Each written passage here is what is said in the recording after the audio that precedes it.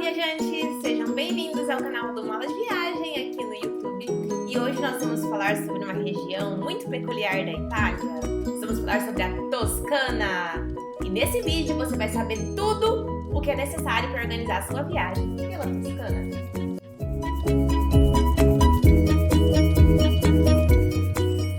Mas antes de começar esse vídeo, quero perguntar pra você se você já tá inscrito aqui no canal. Porque, primeiro, vamos fazer esse canal crescer. Eu tô aqui gravando os vídeos pra vocês, utilizando meus finais de semana, empenhada em fazer com que vocês tenham o melhor roteiro completo da Itália que você já viu. Porque tem dicas no Instagram Mala de Viagem, tem dicas no blog maladeviagem.com.br e agora muitas dicas aqui nos vídeos do Instagram também. E tem mais. Já já eu vou começar a liberar alguns vídeos exclusivos para quem já está inscrito no canal. Então, se você não tiver inscrito, você vai perder esses vídeos. E um desses vídeos que eu vou gravar é sobre tudo que eu comprei, que eu gastei, ou seja, todos os custos dessa viagem. Opa! Então se inscreve no canal. Não vai esquecer de se inscrever, porque depois você vai ficar de fora do vídeo dos custos da viagem, hein? Bom, vamos lá. Vamos começar a falar, então, sobre a Toscana. Olha, eu fiz a região da Toscana em apenas um dia. Pois é, foi triste. Por quê? Minha viagem toda pela Itália tinha 14 dias. Inclusive, se você ainda não viu o vídeo do roteiro completo pela Itália, com todas as dicas de preparação, de programação para você viajar, ele vai aparecer aqui agora na parte superior desse vídeo. E você dá uma pausa aqui para ver esse vídeo, que ele é muito importante para você entender todo o contexto da viagem, tá bom? E aí, aconteceu que com 14 dias e pelo tanto de lugares que eu queria visitar, alguma parte da viagem, algumas partes ficaram mais sacrificadas, digamos assim. E a Toscana é uma região muito rica, com muita coisa legal. Eu gostaria de conhecer ela com muito mais detalhes. Então, assim, eu pretendo voltar para conhecer mais da Toscana, para conhecer vinícola. Eu adoro a parte de passeios de vinícola, de gastronomia, de vinhos e tudo mais. Então eu sabia que mesmo que eu ficasse 2 dias ou 3 dias não ia ser suficiente para conhecer tudo que eu queria. Então eu falei assim, bom, vamos conhecer o básico da Toscana, pelo menos o que é mais importante ali, e depois a gente volta. Mas não se preocupe que eu vou te dar dicas. Mesmo se você tiver um roteiro apertadinho igual ao meu de um dia, ou se você tiver mais dias, tá? Você vai entender no decorrer desse vídeo. Sobre transporte, gente, quero falar com vocês sobre como se locomover na região da Toscana. Eu tenho falado nos vídeos que eu gravei aqui que para a Itália é muito interessante você se locomover de trem, porque a parte de locomoção com transporte público é muito bem desenvolvida. Então vale a pena, assim, você comprar bilhete de trem e ir de um lugar para o outro, que é muito fácil. Por outro lado, claro, depende assim do estilo da sua viagem, quantas pessoas vocês estão viajando, se realmente vai valer a pena alugar um carro ou não. Para a região da Toscana, eu acho que é um pouco mais peculiar, porque a parte interna da Toscana, ela é muito gostosa de você fazer de carro, principalmente se você for fazer assim, vou me hospedar num hotel aqui numa cidadezinha diferente, numa vinícola, vou dirigir pelas estradas bonitas de rota de vinho. Então, essa parte eu acho que é uma exceção do meu roteiro, tá? Tô falando assim, da parte norte da Itália.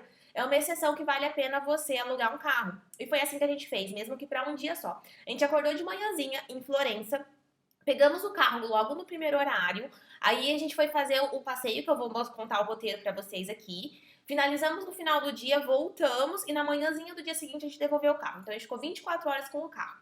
Aí no outro dia, a gente pegou o trem pra ir até Pisa, porque a Torre de Pisa fica no caminho pra Cinque Terre, que era o nosso próximo destino. Então essa outra parte da viagem a gente fez. Então assim, na verdade, a gente teve um dia e meio aí na Toscana, pra ser mais exata. Claro que ainda é muito pouco pra todas as opções que a região lhe oferece. Sobre aluguel de carro, vou deixar o link aqui da Rentscar para vocês, porque sempre que vocês fazem as reservas de carro, de seguro viagem, de chip de internet, que mais? Já falei hospedagem? Não sei. Tudo que vocês precisam reservar para suas viagens, eu vou deixar o link aqui embaixo na descrição do vídeo. Porque aí quando você reserva pelo meu link, você não paga nada mais por isso. Geralmente tem até um desconto usando algum cupom de desconto que eu vou deixar aqui pra vocês. E eu ganho uma pequena comissão do site. O site me comissiona porque eu tô fazendo uma venda pra eles, entendeu? Só que isso não vocês não vão pagar mais. Na verdade, muitas vezes vocês pagam até a menos com desconto pelo cupom. E o dinheirinho que eu ganho dessa empresa, né, esse comissionamento que eles fazem, eu invisto aqui no blog. Então eu invisto nos vídeos, eu invisto nos textos que eu faço no blog, no Instagram. Isso contribui pra gente estar sempre melhorando e sempre tendo conteúdo de qualidade pra vocês, tá bom? Então, muito obrigada. Se você gosta das dicas que eu te dou, eu peço que você contribua, seria uma contraprestação, você não me paga nada por isso, mas me ajuda muito. Inclusive, vou deixar então o link aqui do carro, né, que é da Rentscar, e também do chip de internet que eu quero falar pra vocês. Porque muita gente me fala assim, Ana, eu tô indo pra um país, eu não falo a língua, eu tenho dificuldade, como que faz? Gente, desde que você chegue com o chip de internet no seu celular, seus problemas estão resolvidos, porque você usa o tradutor, entendeu? Você pesquisa na internet, fica muito mais fácil. Hoje em dia é muito mais fácil viajar, independentemente se você fala ou não fala o idioma. E na Itália é mais fácil, porque o italiano, eu não falo italiano, mas ele não é muito difícil de entender, ele é meio que uma mistura de um português com um espanhol, sei lá. Eu achei, entendeu? Na minha percepção era isso, então não era difícil de entender. Então eu tentava no inglês, ou tentava um pouquinho no espanhol, também não falo espanhol, meio que era aquele portunhol, mas no final das contas dava tudo certo. E eu que eu tinha dúvida mesmo, eu precisava no celular que tava com internet. Eu uso o chip da Sim Premium e com o meu cupom, mala de viagem, você tem 10% de desconto na aquisição do seu chip de internet. Agora eu vou falar sobre a melhor época para visitar a Toscana. A Toscana pode ser visitada durante o ano todo, assim como toda a Itália de uma forma geral, né? Se você vai para a região de praia no inverno, você não vai aproveitar muito. Mas assim, no inverno a paisagem fica um pouco mais sem graça, tal, então não é a época mais indicada. No verão extremo é muito calor, então é meio sufocante. O ideal mesmo são as estações intermediárias de primavera, que fica tudo muito bonito, muito florido, e o outono, que também fica muito bonito. Estação de outono na Europa é aquelas folhas todas vermelhinhas, né, aqueles tons terrosos, fica muito bonito também. Então eu acho que se você puder escolher outono ou primavera, as temperaturas são amenas, na medida do possível, porque eu fui na primavera e tava bem calor, e a paisagem fica mais bonita. Se você gosta de ver a parte da Toscana florida, os campos de girassóis e tudo mais, período da primavera é o mais indicado. Se você gosta do período da colheita das uvas, acontece entre julho e outubro, mas depende um pouquinho, tá? Porque cada uva tem seu grau de maturação, então não necessariamente vai ser tudo ao mesmo tempo. A Toscana em si, quem que vai gostar da Toscana? Quem gosta de paisagens maravilhosas, de quem gosta de cidadezinhas pequenininhas e charmosas com muita história, castelos, regiões assim que foram habitadas desde muito tempo atrás e ainda estão preservadas, a parte de gastronomia, enfim, toda a parte de arte também, né? Eu sempre falo, a Itália é o berço do Renascimento, em especial a região da Toscana, porque Florença, que é a capital da Toscana, é onde o Renascimento melhor se desenvolveu. E isso atingiu a parte do interior da Toscana também. Então, Leonardo da Vinci, Michelangelo, Rafael, Donatello, eles tudo nasceram e moraram nessa região. Então, ela é muito rica artística e historicamente. Então, sempre recomendo que você estude um pouquinho da história do lugar antes de você viajar. Agora eu vou falar sobre o meu roteiro para você, lembrando que esse é o roteiro de um dia. E o que eu fiz? Retirei o carro na locadora de manhã, lá em Florença, e a gente fez o Vale do Chianti. A gente escolheu por fazer o Vale do Chianti porque fica próximo de Florença, dava para fazer em um dia. E aí, quando você faz o Vale do Chianti de carro, você tem a oportunidade de dirigir por uma via, uma estrada que chama Chiantiana, que é uma das mais bonitas, uma das estradas panorâmicas mais bonitas do mundo. Ela é conhecida também como Rota SR222 e ela liga Florença até Siena, e foi esse o caminho que a gente fez em um dia, Florença até Siena. Quando você colocar no Google Maps ou você colocar no Waze, provavelmente ele te manda pela autopista. Mas aí você dá uma observada porque é para você dirigir pela Chiantiana, que é essa SR222. Então você vai por uma autopista, não vai ver nada de tão interessante, tá? O bonito é essa estradinha mesmo, que você vai passando pelas vinícolas, vai vendo as vinhas e tudo mais. Bem fotogênico. E aí, nesse dia, a gente fechou 2 passeios com o Food Trip Experience. O que é esse Food Trip? Ele é um aplicativo que comercializa experiências gastronômicas em diversas regiões do mundo. A Toscana é uma delas. Você escolhe a experiência que você quer fazer, coloca a sua data, ele já te dá o aplicativo, ele já te dá os valores, você já faz a sua compra pelo aplicativo mesmo, chama Food Trip. E ele tem várias experiências bem autênticas para você incluir no seu roteiro. E nesse dia a gente escolheu para fazer pela parte da manhã visita a uma vinícola que era a Vallone di Sessione, no Vale do Chianti, e nós fizemos um tour pela vinícola, uma vinícola orgânica, familiar, um modo de produção familiar, e ao final nós fizemos uma degustação. Foi bem VIP, assim mesmo, tava nós, a nossa guia e mais um casal, então tipo, deram super atenção pra gente, super recomendo, foi bem legal essa manhã. E depois na parte da tarde, mas antes da parte da tarde, na verdade, a gente fez mais uns passeios, deixa eu ir por partes. Depois a gente visitou essa vinícola, a nossa guia, que também é uma guia que trabalha para o Food Trip, então eles organizam tudo para você, você só fecha o que você quer e eles te dão os horários, onde você vai encontrar a pessoa, tudo bonitinho, eles organizam o seu dia.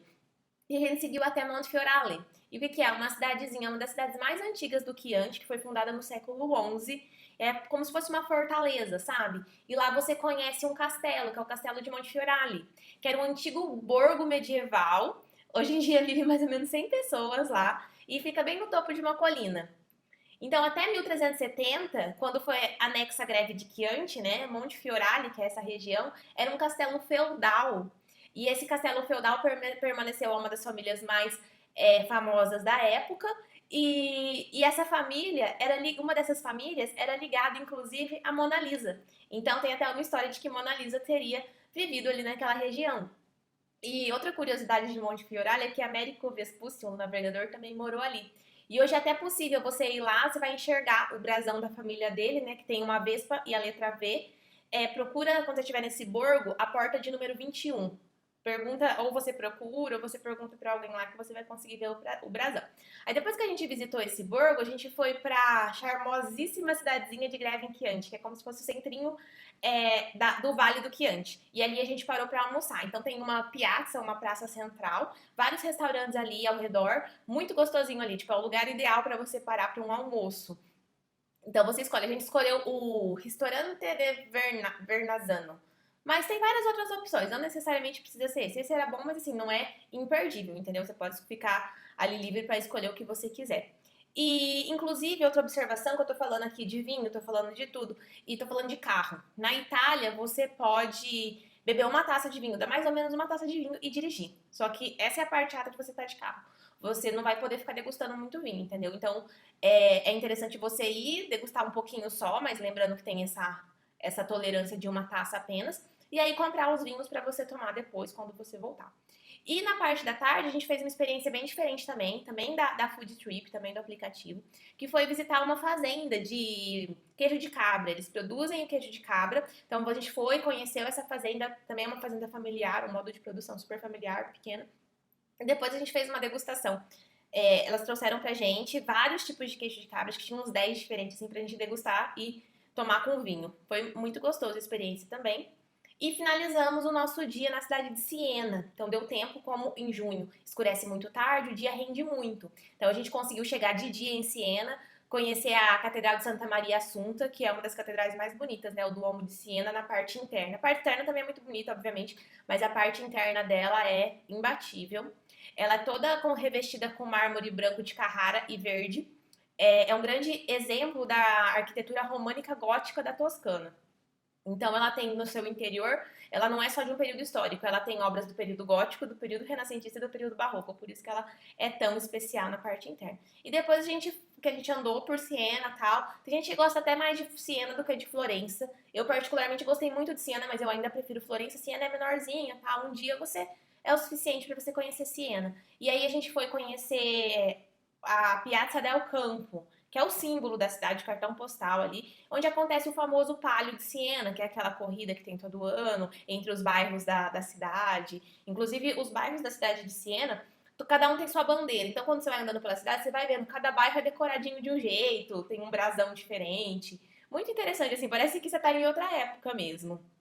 E ali na praça, praça é enorme e você pode ficar ali para até curtir o pôr do sol e tal. E tem vários restaurantes no redor da praça. O pessoal fica ali no centro mesmo, às vezes as pessoas compram alguma coisa para comer, faz tipo, toma um vinho, faz tipo um piquenique no meio da praça, todo mundo fica sentado ali no meio da praça. É um clima bem gostoso. Agora, se você tiver mais tempo na Toscana, o que você vai fazer?